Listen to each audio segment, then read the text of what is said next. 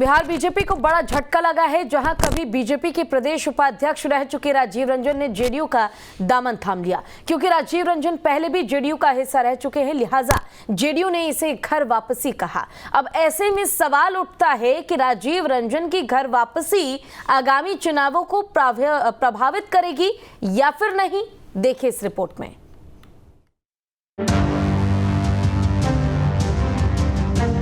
बिहार में राजनीतिक उथल पुथल थमने का नाम नहीं ले रही है। एक तरफ जहां बीजेपी इस बार बिहार में सबसे बड़ी पार्टी के तौर पर उभरने की तैयारी कर रही है, तो वहीं दूसरी ओर 2024 चुनाव से पहले ही बीजेपी को एक तगड़ा झटका लग गया है। और यह झटका देने वाले कोई और नहीं बल्कि पार्टी के प्रदेश उपाध्यक्ष रह चुके राजीव रंजन हैं। राजीव रंजन की घर वापसी हो गई है, यानी एक बार फिर से उन्होंने जेडीयू का दामन थाम लिया है। जेडीयू राष्ट्रीय अध्यक्ष ने उनका पार्टी में स्वागत किया। राजीव रंजन के साथ ही उनके कुछ समर्थकों ने भी जेडीयू का दामन थामा। वहीं जेडीयू में शामिल होते ही राजीव रंजन ने कहा कि नीतीश कुमार का साथ छोड़ना उनकी सबसे बड़ी गलती थी। पूर्व बीजेपी उपाध्यक्ष ने बीजेपी को भी आड़े हाथों लिया। कानून का समर्थन करने की वजह से बीजेपी ने उन्हें सजा दी। गैर कानूनी काम पर आमद थे, चाहते थे गैर कानूनी काम हो। अभी सोचिए, सब लोगों ने शपथ लिया, भाजपा के लोगों ने भी शपथ लिया कि भाई हम शराब न बनने देंगे, न ढोने देंगे और न पीने देंगे। 42,000 लोगों को उन्होंने शराब पीने पर बंदी बनाया। और सोचिए, अब कहते थे कि जो मर गया पीने गैर कानूनी काम करने पे उसको भी मुआवजा दिया जाए, इंसेंटिव दिया जाए। कैसे पॉसिबल था?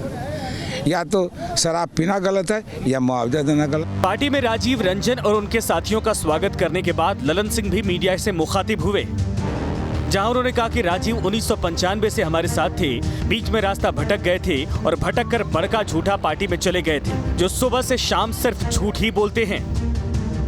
जब माननीय नीतीश कुमार जी के नेतृत्व में, आदरणीय स्वर्गीय जॉर्ज फर्नांडिस साहब के नेतृत्व में हम सब लोगों ने, जिसमें सरवन जी भी थे और भी गांधी जी थे, कई लोग थे, हम सबों लोगों ने मिलकर जो समता पार्टी का निर्माण किया था, उस समय राजीव रंजन जी हम लोग के साथ थे। कभी कभी आदमी चलते चलते जब थक जाता है तो कहीं न कहीं रास्ता भटकने लगता है, तो रास्ता भटक के इधर उधर चले गए।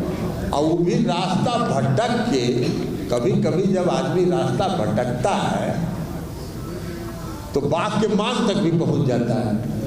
अभी भी भटक के बड़का झूठा पार्टी में पहुंच गए। राजीव रंजन की घर वापसी कोई अचानक लिया गया फैसला नहीं था। बिहार के राजनीतिक गलियारों में काफी दिनों से चर्चाओं का बाजार गर्म था कि राजीव एक बार फिर से जेडीयू में जा सकते हैं। किसी ने भी इन चर्चाओं पर ना तो ज्यादा प्रतिक्रिया दी और ना ही कोई सफाई।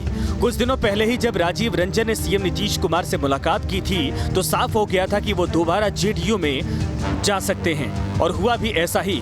उन्होंने अपने साथियों के साथ जेडीयू की सदस्यता ग्रहण की। वही दल बदल के बाद बीजेपी अब राजीव रंजन पर हमलावर हो गई है। बीजेपी का कहना है कि जो जमीन के नहीं हैं, वो कहीं के नहीं हैं। बीजेपी ने तो राजीव रंजन को प्रवासी पक्षी तक कह डाला। अवसरवादी अपने अवसर के तलाश में रहते हैं, वो कहीं के नहीं होते हैं। जो जमीन के नहीं है वो कहीं के नहीं है। ऐसे अवसरवादी प्रवासी पक्षियों जैसा अपना ठौर ठिकाना खोजते रहते हैं, कभी इधर कभी उधर, कभी इधर कभी उधर। इनके आने जाने से कोई फर्क नहीं पड़ता है। ये सब खबरी लाल होते हैं, भेदिया होते हैं। ये इस टाइप के लोगों का यही हाल है। ये बंडमरू हैं, कभी इधर रहेंगे कभी उधर रहेंगे। डगरा का बैगन जैसा ये इधर से उधर ढुलकते रहने वाले लोग हैं।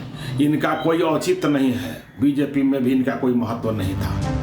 बहरहाल राजीव रंजन के जेडीयू में आने के बाद एक बार फिर से सियासी बयानबाजियों का दौर शुरू हो चुका है। लेकिन आरोप प्रत्यारोप के दौर के बीच में उनका बीजेपी से जाना बीजेपी को कितना नुकसान और जेडीयू को कितना फायदा पहुंचाता है, ये तो चुनावी नतीजों से ही पता चल पाएगा। पटना से रजनीश सिन्हा के साथ bureau report, news state, Bihar Jharkhand.